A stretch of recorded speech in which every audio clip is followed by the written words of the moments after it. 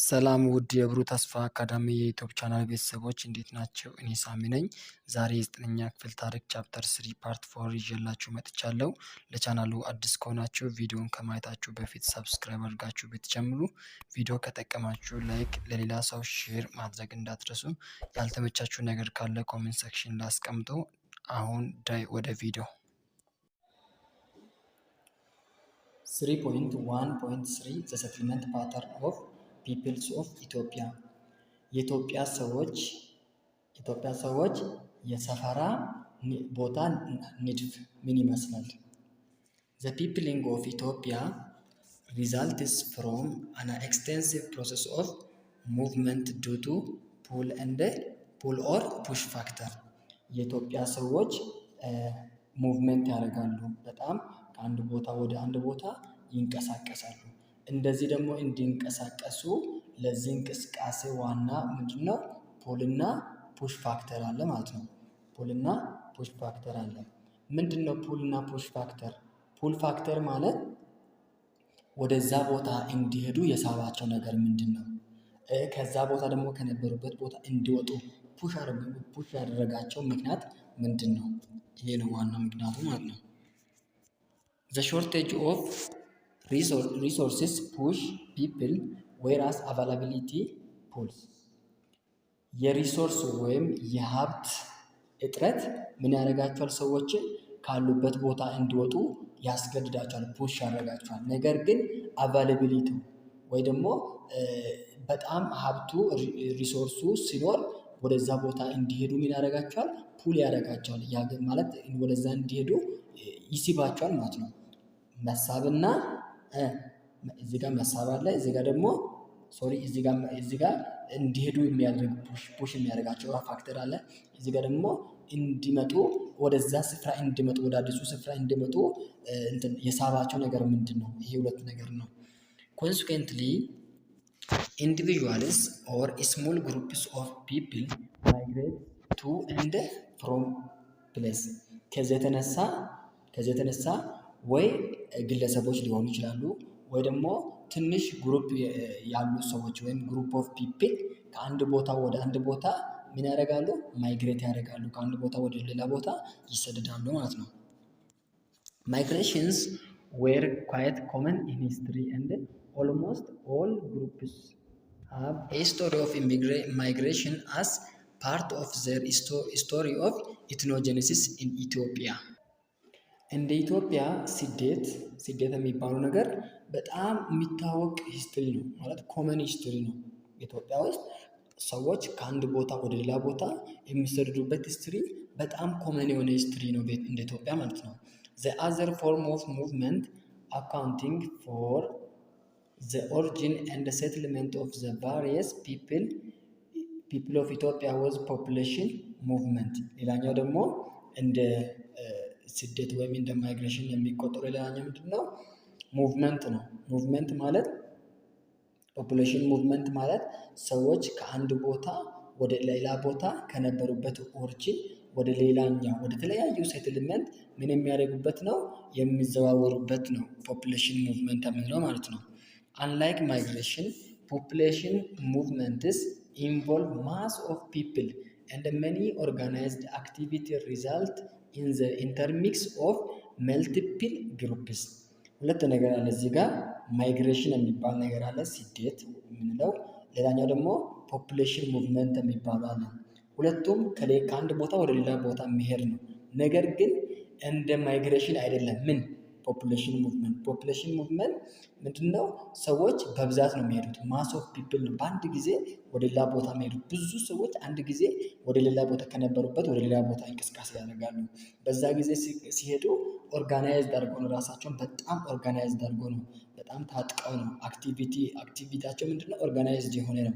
እናም ደግሞ መልቲፕል ግሩፕ የሆኑ ሰዎች ናቸው የሚሄዱት እና እነዚህ ማይግሬሽን ጊዜ ሲሆን ትንሽ ሰዎች ሊሄዱ ይችላሉ፣ ኢንዲቪዥዋሎች ሊሄዱ ይችላሉ፣ ስሞል ግሩፕ ሊሄዱ ይችላሉ። ነገር ግን ፖፑሌሽን ሙቭመንት ጊዜ በጣም ብዙ ሰዎች ናቸው በአንድ ጊዜ ወደ ሌላ ቦታ የሚሄዱት ማለት ነው። የሴትልመንት ፓተርን ዘ ዲስትሪቢዩሽን ኦፍ ፒፕል አክሮስ ዘ ላንድስኬፕ ሪዛልትስ ፍሮም ሎንግ ሂስቶሪካል ፕሮሰስ ኢን ዘ ኖርዝ ኢስት አፍሪካ።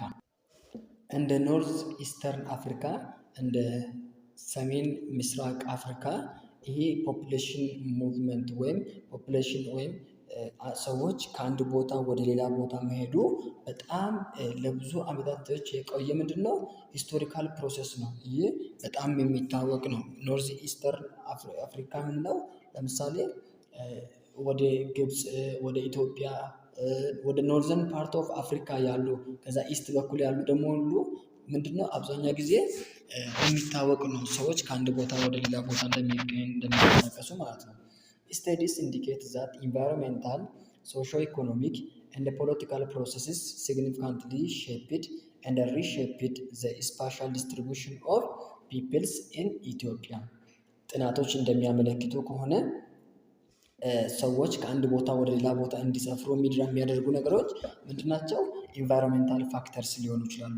ሰዎች ካሉበት ኢንቫይሮንሜንታል ፋክተርስ ወይም የማህበራዊና ኢኮኖሚያዊ ችግር ሊሆን ይችላል። ሌላኛው ደግሞ የፖለቲካ ችግር ሊሆን ይችላል፣ ከአንድ ቦታ ወደ ሌላ ቦታ የሚሄዱት። ስለዚህ ሰዎች ኢትዮጵያ ውስጥ ይህንን እንቅስቃሴ ሲያደርጉ የኢትዮጵያ ስፓሻል ዲስትሪቢዩሽኑ ወይ አንድ ቦታ ዴንስሊ እንዲሆን ወይ ደግሞ አንድ ቦታ ስፓርስ እንዲሆን ምናልባት ሼፕ አድርጓል ማለት ነው።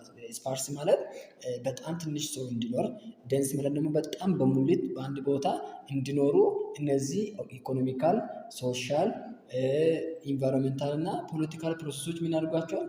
እንደገና ሼፕና ሪሼፕ አድርጓቸዋል ማለት ነው። ኢን ሳም ኤሪያስ the settlement was dense and in other areas sparse. አንዳንድ ቦታዎች ሴትልመንት ወይም የሰዎች ሰፈራ ወይም የህዝብ ሰፈራ ምንድነው በጣም ጥቅጥቅ ያለ ነው። ሌላኛው ቦታ ደግሞ ምንድነው በጣም የተበታተነ ነው። ማለት ነው። some people inhabited extensive highlands and other the lowland. አንዳንድ ሰዎች በጣም ኤክስቴንሲቭ ሆነው ሃይላንድ ላይ ይኖራሉ። አንዳንዶቹ ደግሞ ሎውላንድ ላይ ይኖራሉ። አንዳንዶቹ ሃይላንድ ላይ ይኖራሉ። Since early times, the Cushitic and Semitic language speaking people had occupied the area between the Red Sea in the east and Blue Nile in the west, from where they dispersed to different directions. በድሮ ጊዜ ኪውሼቲክ ተናጋሪዎች እና ሴሜቲክ ተናጋሪዎች ምን አድርጓል? ሌላ አዳዲስ ቦታዎችን ይይዟል። ለምሳሌ ሬድሲ አካባቢ ይዟል። በኢስት በኩል ሬድሲን ይዟል። በዌስተርን በኩል ደግሞ ብሉ ናይልን ይዟል። ዲስፐርስሊ በጣም ወደ ተለያዩ ቦታዎች ዳይሬክሽን እንዲጓዙ ምክንያት ሆኗል። እነዚህ ፖፑሌሽን ሙቭመንት እንዲያደርጉ አድርጓቸዋል ማለት ነው። ኩሼቲክ ስፒኪንግ ፒፕል ሃቭ involved to the largest linguistic group in Ethiopia and the Horn, followed by Semitic speaking people. ኩሼቲክ ፒፕል የምንላቸው እንደ ኢትዮጵያ በጣም የብዙ ቁጥር ተናጋሪዎች ያሉት ግሩፕ ኦፍ ላንጉጅ ፋሚሊ ነው ብለናል ከዚህ በፊት የባየነው ቪዲዮ ማለት ነው። ያንን ቪዲዮ ካላያችሁ ወደ ኋላ ተመልሳችሁ እንድታዩ ሪኮመንድ አደርጋለሁኝ። ይሄ ኩሼቲክ ቀጥሎ ደግሞ ብዙ ሊንጉስቲክ ግሩፕ ያለው ማን ነው? ሴሜቲክ ነው። መጀመሪያ ኩሼቲክ ነው፣ ሁለተኛ ደግሞ ሴሜቲክ ፒፕል ነው። ኤክሰፕት ሽናሻ ኤንድ ዘ ሳውዝ ማኦ ስፒኪንግ ፒፕል ሞስት ኦሞቲክ ፒፕልስ ሃቭ ኢንሃቢትድ ሳውዝ ዌስተርን ኢትዮጵያ አሎንግ ዘ ኦሞ ሪቨር ቤዝን። ከሽናሻ እና ሽናሻ ከሚባሉ ጎሳዎች እና ከማኦ ሳውዝ ማኦ ከሚባሉ ጎሳዎች ሌላ አላለም። ከሳውዝ ዌስተርን አልወጡም። እነዚህ ሽናሻ እና ሳውዝ ማኦ የሚባሉ ኦሞቲክ ተናጋሪዎች ሆነው ወደ የወጡት ናቸው። በተለይ ወደ ኖርዘርን ፓርት አካባቢ ማይግሬት ያደረጉ ሰዎች ናቸው። ሌሎቹ ደግሞ አብዛኞቹ ሳውዝ ዌስተርን ላይ ይገኛሉ። እነማን? ኦሞቲክ ተናጋሪዎች ማለት ነው። ኢን ዘ ዌስት the Nilotic speaking people are largely inhabited along the Ethio-Sudanese border, although some of Charlie Nile family settled as far as southern Omo. በዌስተርን በኩል እነዚህ በዌስተርን በኩል ደግሞ ወይም በምዕራብ በኩል ኒዮሎቲክ ተናጋሪዎች በጣም ወዴት ነው የሚኖሩበት? ማለት ኢትዮጵያ ሱዳንስ ቦርደር ወይም በኢትዮጵያና በሱዳን ድንበር ላይ ነው የሚኖሩት። እነማን? እነዚህ ኒዮሎቲክኛ የሚናገሩት ማለት ነው። እንደዛ ሁሉ እነዚህ ደግሞ ቻርሊ ናይል ፋሚሊ የሚባሉ ደግሞ የት ነው የሚኖሩት? ሳውዝ ኦሞ ይኖራሉ ማለት ነው። ሳውዝ ኦሞ ይኖራሉ ማለት ነው። ውዶች እስኪ 10 ሰከንድ ልስጣችሁና ሳብስክራይብ ካላደረጋችሁ ሳብስክራይብ አድርጉ ፕሊዝ።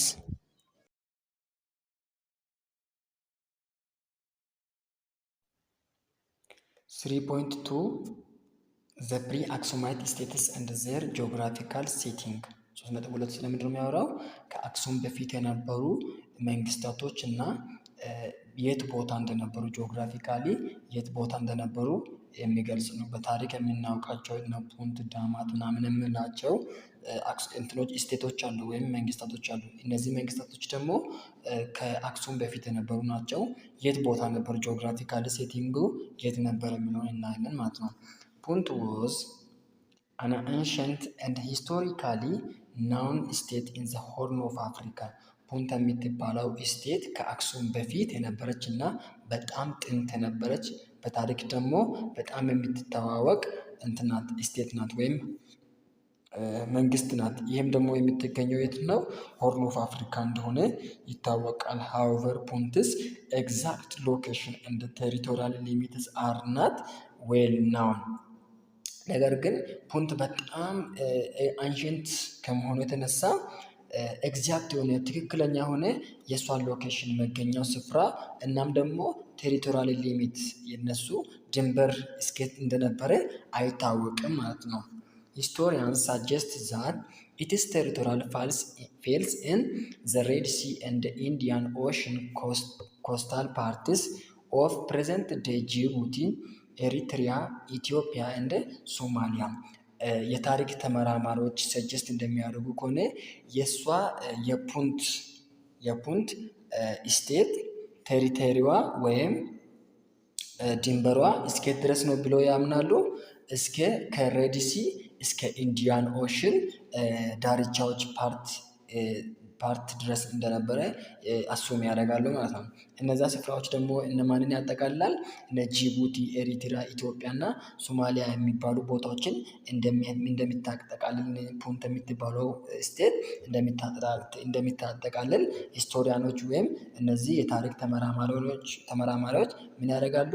አሱም ያደርጋሉ ማለት ነው። ሳጀስት ያደርጋሉ።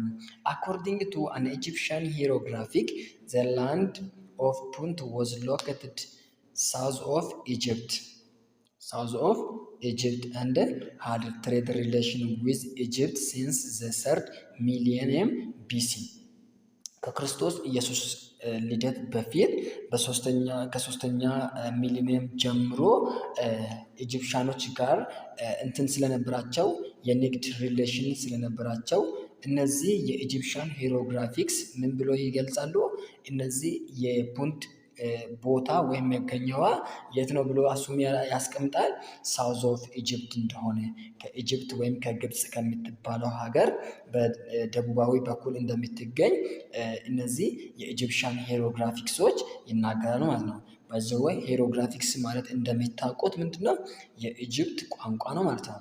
የኢጅፕት ቋንቋ ነው። ይሄ ደግሞ ላንድ ኦፍ ፑንት የሚገኘው የት ነው ብሎ ያስቀምጣል። ይሄ ኢንስክሪፕሽን ሳውዝ ኦፍ ኢጅፕት እንደሆነ ይገልጻል ማለት ነው።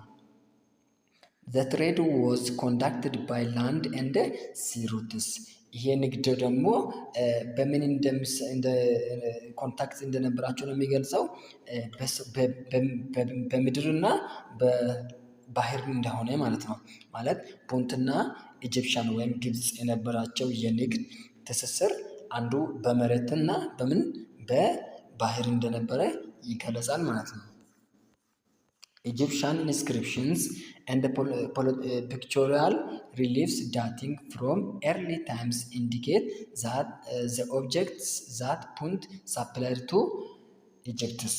የኢጂፕሽያን ኢንስክሪፕሽን ወይም ጽሁፎች እንደሚገልጹት ከሆነ እንደሚገልጹት ከሆነ ጽሁፎችና እነዚህ ፒክቾሪያል ወይም የአንዳንድ ስዕል የመሰሉ አቀማመጥ ስዕላዊ አቀማመጥ እንደሚያሳየው ከሆነ ፑንት ለኢጂፕሽያኖች አንዳንድ እቃዎችን እንደምታቀርብ ሳፕላይ እንደምታደርግ ፑንት ለኢጂፕሽያኖች ሳፕላይ እንደምታደርግ ይገልጻል ማለት ነው። The land of Punt was commercially important for the goods it provided to Egypt. ይሄ የፑንት ምድር የፑንት መሬት ለንግድ በጣም ጠቃሚና እቃዎችን ከፑንት ወደ ኢጅፕት ለማምጣት በጣም ጠቃሚ እንደነበረ እነዚህ ኢንስክሪፕሽኖች ይገልጻሉ ማለት ነው። This export is originated in the interior which later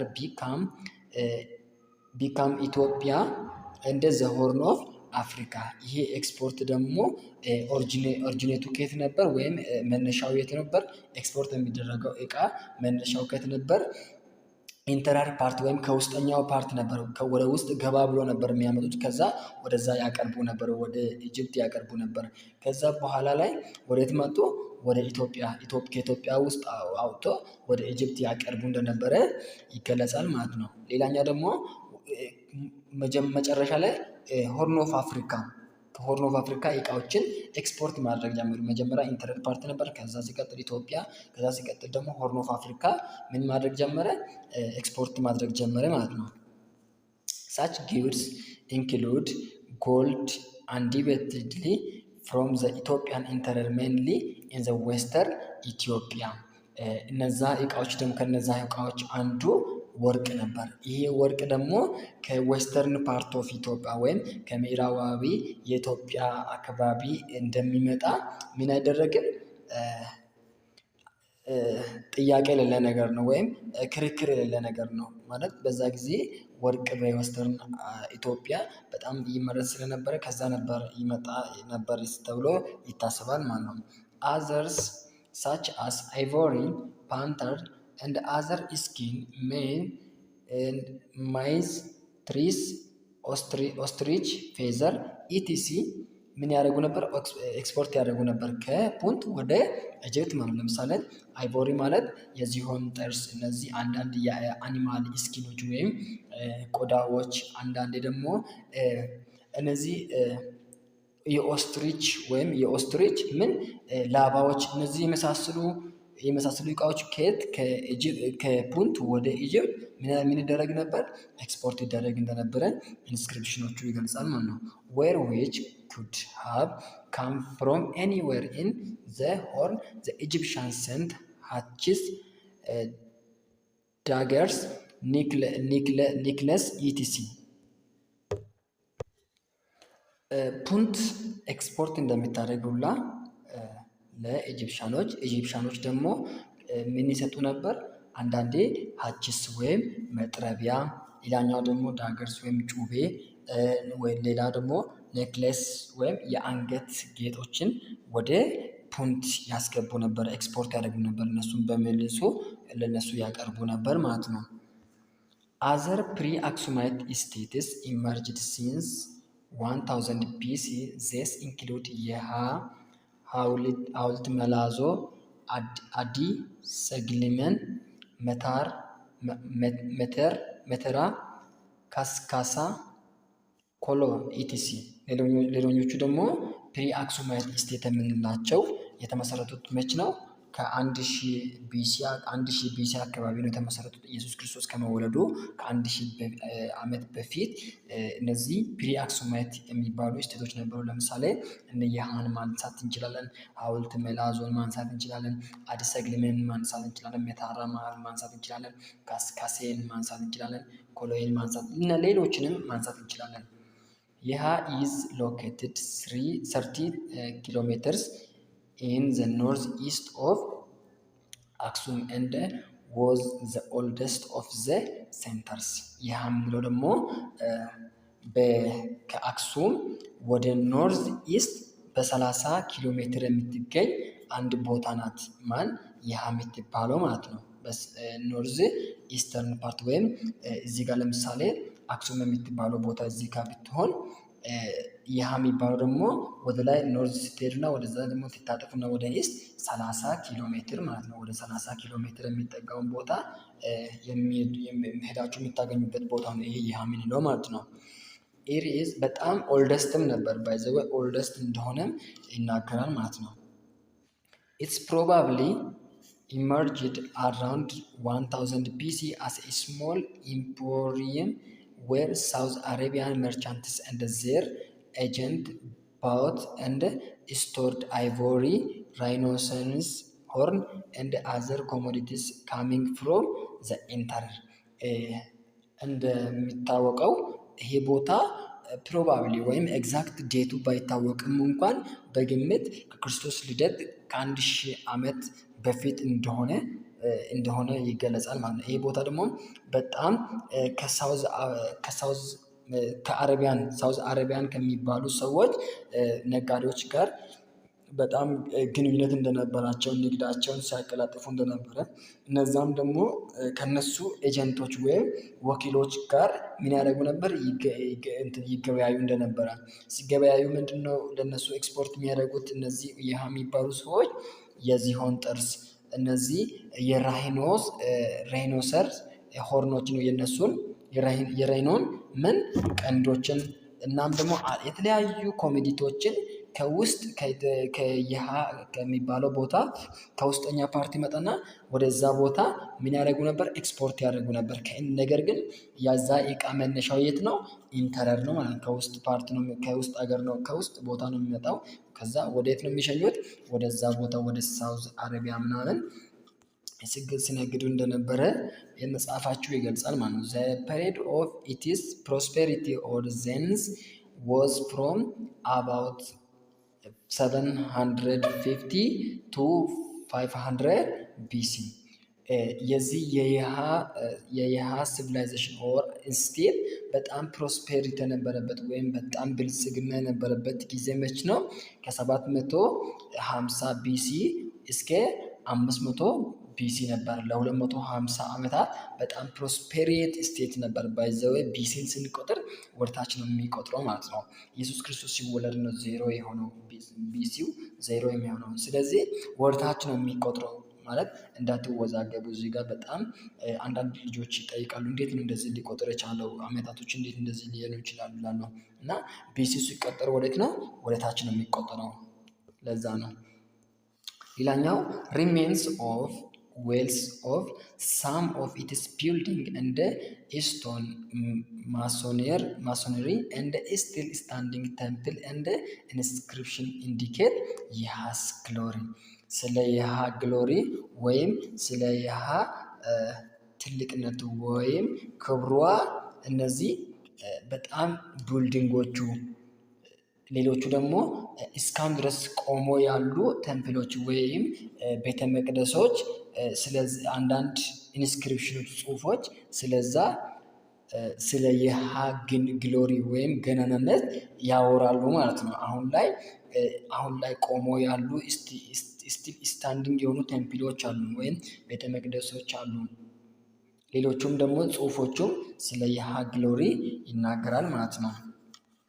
ሌላኛው ሐውልት መላዞ የሚባለው ነው። ሐውልት መላዞ is situated to the south east of Aksum where stone tablet inscribed in the rectangular temple surrounded by a well decorated with painting representing herds of cattle have been excavated.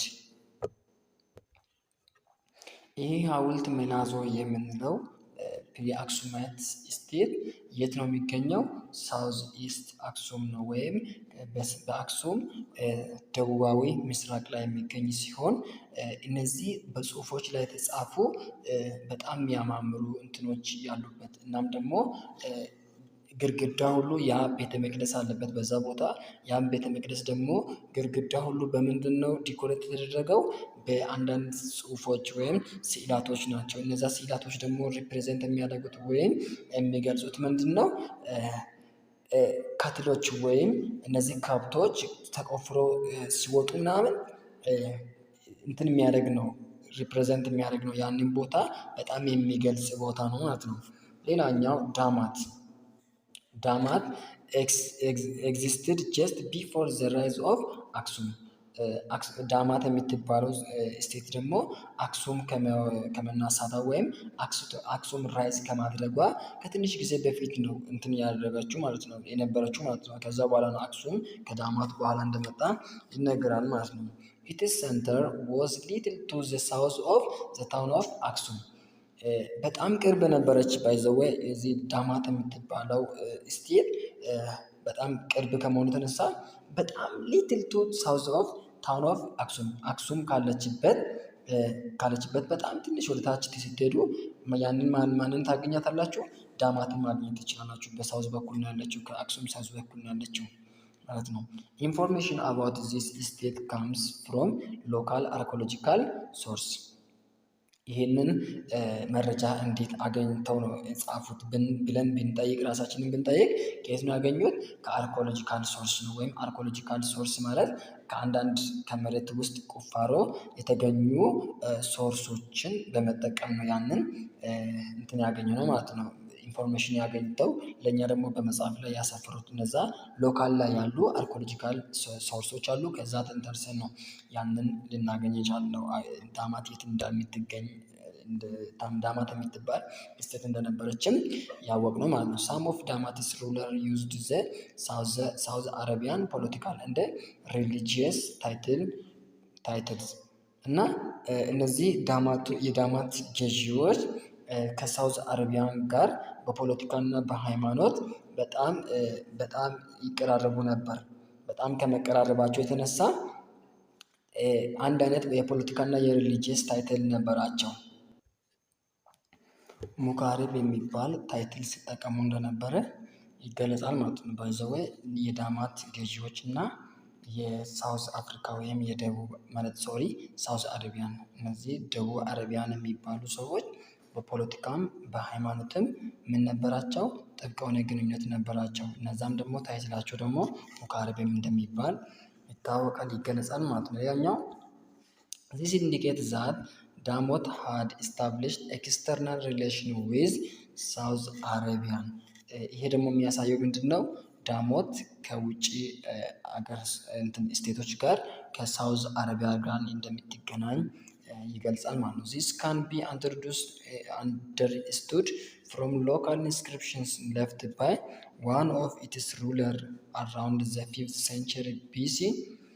ይህንን ደግሞ እንዴት ልንረዳ ቻልን? እንዴት ተረድተው ነው መጽሐፉን እዚህ ጋር የጻፉት ብላችሁ ብትጠይቁ በ5ኛ ክፍለ ዘመን አካባቢ በ5ኛ ክፍለ ዘመን ቢሲ ወይም ከክርስቶስ ልደት በፊት 5ኛ ሴንቸሪ ላይ አንድ ገዢ ነበር።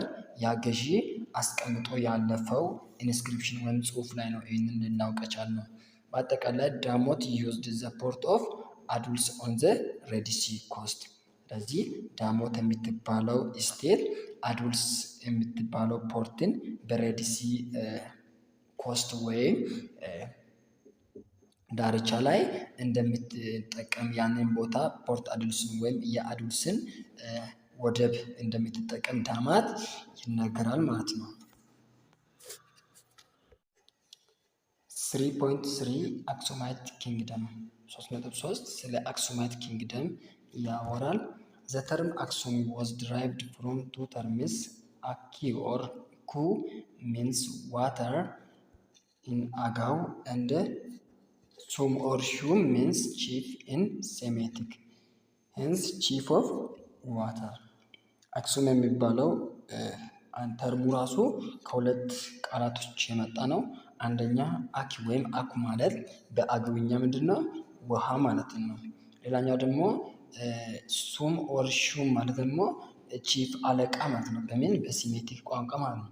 ሁለቱ አንድ ጋር ሲዋሃዱ ምንድነው? ቺፍ ኦፍ ዋተር ወይም የውሃ አለቃ እንደማለት ነው። አክሱም ኢመርጅድ ኢን ዘ ፈርስት ሴንቸሪ ኤዲ ዊዝ ኢትስ ኒውክለስ አት አክሱም።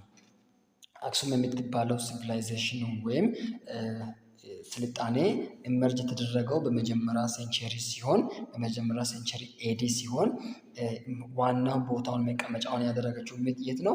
አክሱም ውስጥ ነው ማለት ነው። አክሱም ከተማ ላይ ነው። ያንን አክሱም በሚባለው ቦታ ነው ኒውክሊየሱ ያለው ማለት ነው።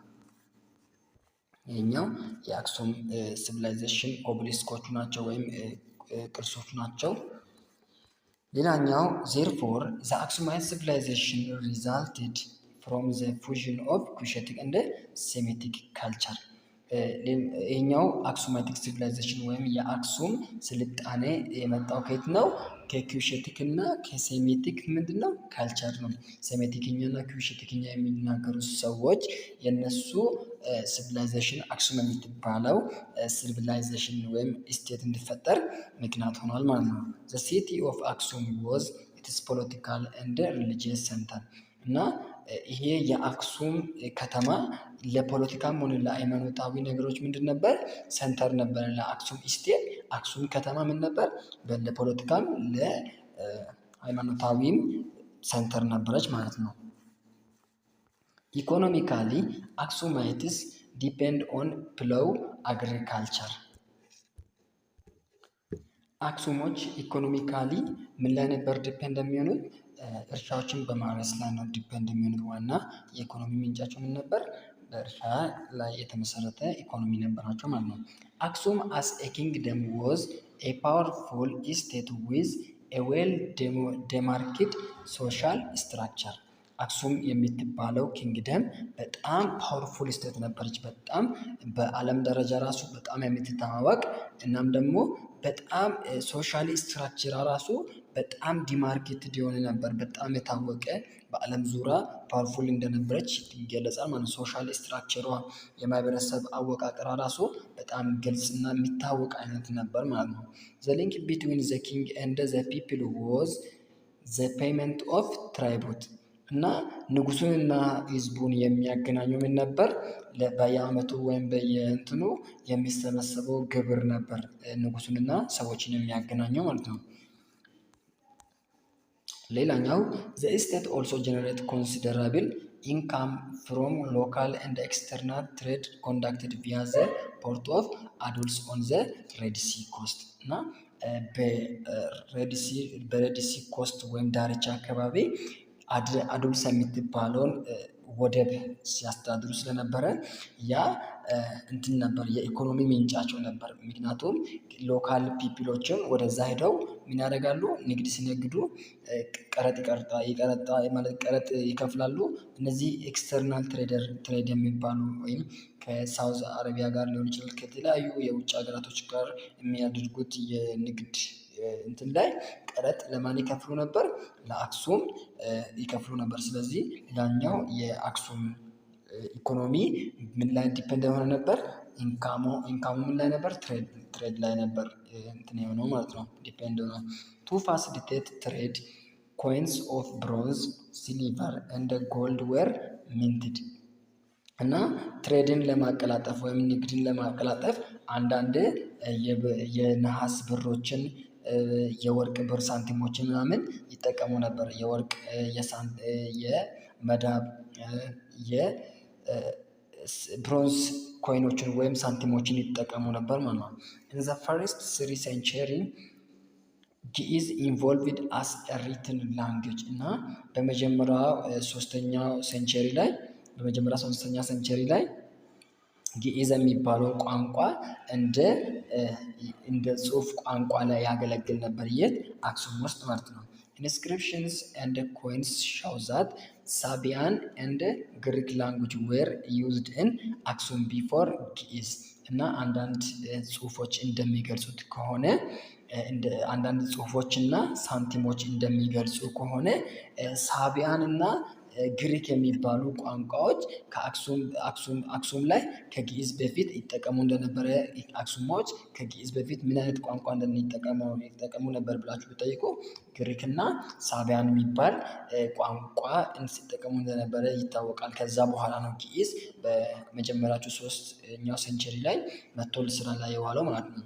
The use of the Greek language possibly resulted from trade contact with the Greco-Roman world እና እነዚህ የግሪክ ላንጉጅ እንዲጠቀሙ ምክንያት የሆነው ምንድን ነው?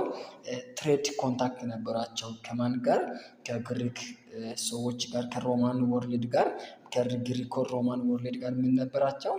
የጠበቀ ግንኙነት ነበራቸው። የንግድ ኮንታክት ነበራቸው። ስለዚህ ምንን ይጠቀሙ ነበር? የግሪክ ቋንቋን። The Aksumites had believed in indigenous religion before the introduction of Christianity in the 4th century AD and Islam in early 7th century እና አክሱሞች የራሳቸውን ሀገር በቀል የሆኑ ምን ነበራቸው? ሃይማኖት ነበራቸው። ከምን በፊት?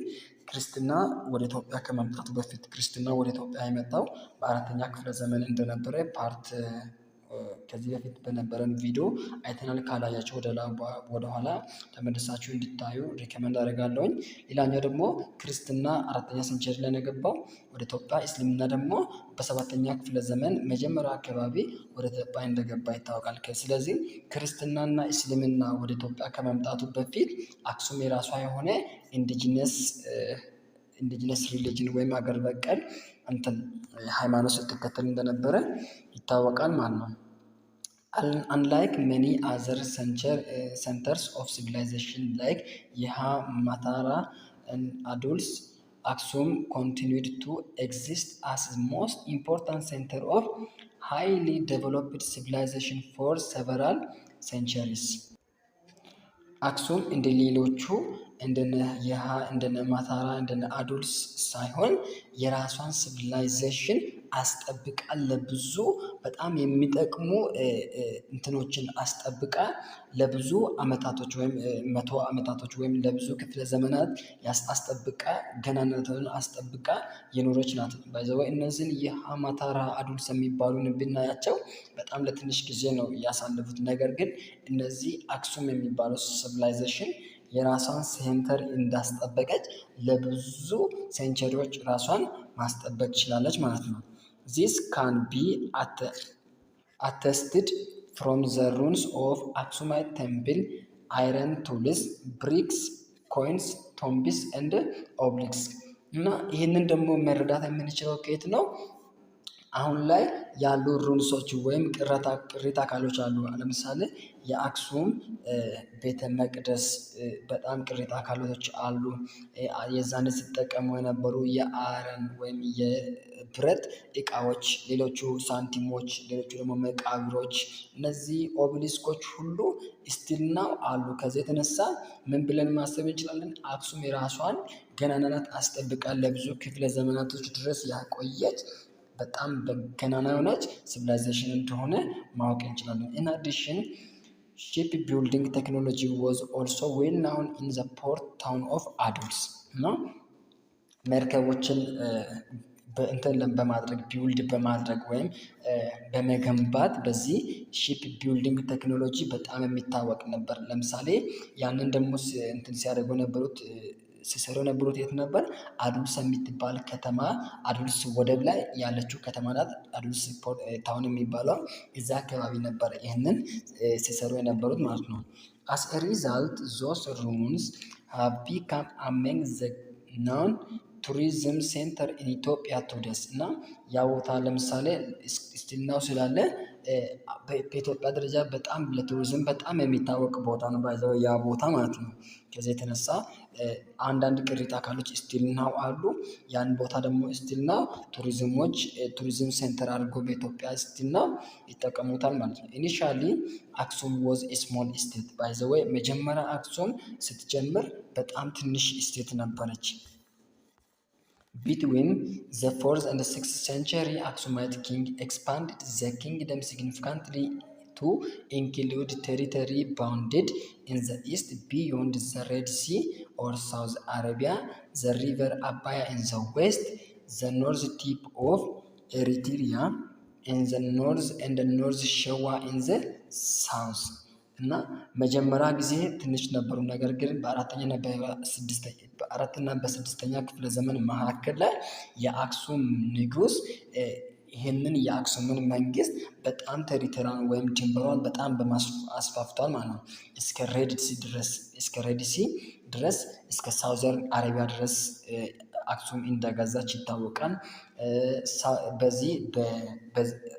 በኢስት በኩል ነው ይህንን እስከ ሬድሲ የገዛችው በምስራቅ በኩል። በምዕራብ በኩል ደግሞ እስከ ሪቨር አባያ ወይም እስከ አባይ ወንዝ ድረስ ቴሪቶሪዋ ነበር። በኖርዘርን በኩል ደግሞ ወይም በሰሜኑ በኩል ደግሞ እስከ ኤሪትሪያ ድረስ፣ በሳውዘርን በኩል ደግሞ እስከ ኖርዘርን ሸዋ ድረስ ድንበሯ ነበር ማለት ነው። በት ግራጁዋሊ አክሱም ዲተሪዮሬትድ እና ከጊዜ ወደ ጊዜ አክሱም ምን እየሆነች መጣች? ራሷን እየቀነሰች መጨረሻ ላይ አክሱም የምትባለው ሲቪላይዝ ስቴት አቅሟ እንዲደክም ሆኗል ማለት ነው። The process of decline started when the Red Sea had come under the control of Muslim Arabs and the subsequent destruction of the port of Aduls in 702 AD. እነዚህ አክሱም የሚባለው ሲቪላይዜሽን ወደ ታች እንዲያደርግ ወይም አቅሟን እንዲደክም ምንድን ነው ያደረጋቸው ብለን ብንጠይቅ አዱልስ የሚባለው ፖርት ወይም ወደብ በ702 ኤዲ ላይ ምን አድርጓል? ዲስትራክት አድርጓል። እነማን ነው ይህንን ቦታ ዲስትራክት ያደረጉት ወይም እያጠፉት ወይም የደመሰሱት ብለን ብናይ አረቦች ናቸው። አረቦች ያንን ቦታ ዲስሚስ አድርጓል። ያንን ቦታ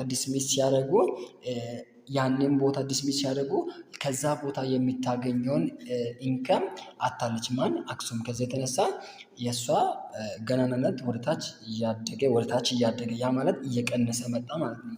The loss of trade lead to the decline of the economic, political and military power. የንግድ ቦታዋን በማጣት የተነሳ አክሱም የምትባለው ሀገር በኢኮኖሚ በፖለቲካና በወታደራዊ አቅሟ ምን እየሆነች መጣች? ወደታች እየቀነሰች መጣች ማለት ነው። Internally, rebellion against King Caleb broke out. Caleb had once controlled South Arabia in 525 AD እና የውስጥ ችግሮችም ነበሩት። ለምሳሌ በጣም አመጽ ነበር። ማንን ለማድረግ? ኪንግ ካሌብን ለመጣል የውስጥ የሆነ ችግር ነበረባቸው። ካሌብ የሚባለው ሰውዬ ከየት እስከ የት የገዛ ነው?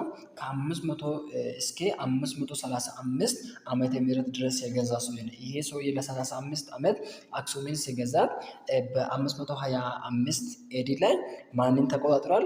ሳውዝ አረቢያን ወይም ደቡብ አረቢያን የተቆጣጠረ ሰውዬ ነው ማለት ነው። ስለዚህ የውስጥ ችግሮቹ ምንድናቸው? ሪቢሊየን ነው ወይም አመጽ ነው ማለት ነው።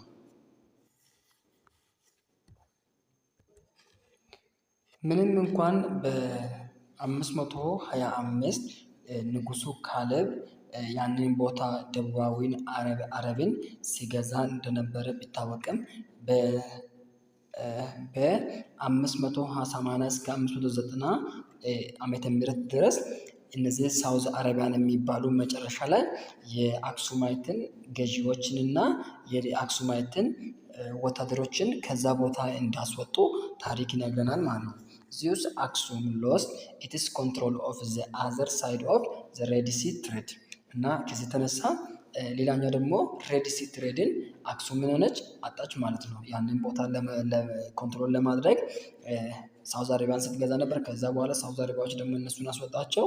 ስለዚህ ሳውዝ አረቢያ ከዛ ከወጡ በኋላ ሬድ ሲን መቆጣጠር አይችሉም። የሬድ ሲን ንግድ መቋቋም አይችሉም። ስለዚህ ይሄ ደግሞ ለአክሱም ውድቀት አንዱ ምክንያት ነው ማለት ነው።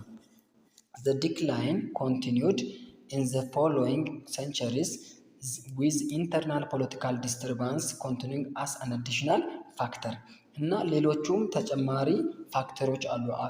አክሱም የምትባለው መንግስት እንድትወርድ ሌሎቹም ተጨማሪ እንትኖች አሉ። ሌላኛው ኢንተርናል ፖለቲካል ዲስተርባንስ ወይም የውስጥ የፖለቲካ ሽኩቻ በጣም እንድትወርቅ ምክንያት ሆኗል ማለት ነው። ፋይናሊ unable to check the rebellion of Beja people from the north, Aksumite state was pushed southward to Kubar in southern Tigray, and by the late 9th century it took refuge in the area predominantly inhabited by the Agao people. በመጨረሻ ይሄ ሪቢሊየን ወይም አመፅ መቆጣጠር አልቻሉም። እነዚህ አክሱሞች መቆጣጠር ስላልቻሉ እነዚህ የቤጃ ፒፕል ወይም ኖርዘርን ፓርት ላይ የነበሩ ሰዎች ናቸው። ኤርትራ ውስጥ ያሉ ሰዎች ናቸው። አክሱም ስቴት እነዚህ በጣም ከባድ ሲሆንባቸው አክሱሞች ወዴት ፑሽ ያደረጉ ወደ ሳውዝ ወይም ወደ ደቡብ ኩባር ወደምትባለው ቦታ ፑሽ አደረጉ፣ ወደ ሳውዘርን ትግራይ ማለት ነው። መጨረሻ ላይ በ9ኛው ሴንቸሪ እነዚህ አጋው የሚባሉ ሰዎች ደግሞ አክሱምን በጣም ተጽዕኖ ሲያሳድሩባት አክሱም የምትባለው ስቴት ወይም መንግስት ምን ሆነች? ወደቀች ማለት ነው። በቀጣይ ዛግዌ ዳይናስቲ የሚለውን ቶፒክ እናያለን። እስከ መጨረሻ ቪዲዮን ስለተከታተላችሁ አመሰግናለሁ። ሳብስክራይብ ካላደረጋችሁ ሳብስክራይብ አድርጉ። ላይክ ሼር ማድረግ እንዳይረሳ። መልካም ጊዜ ይሁንላችሁ።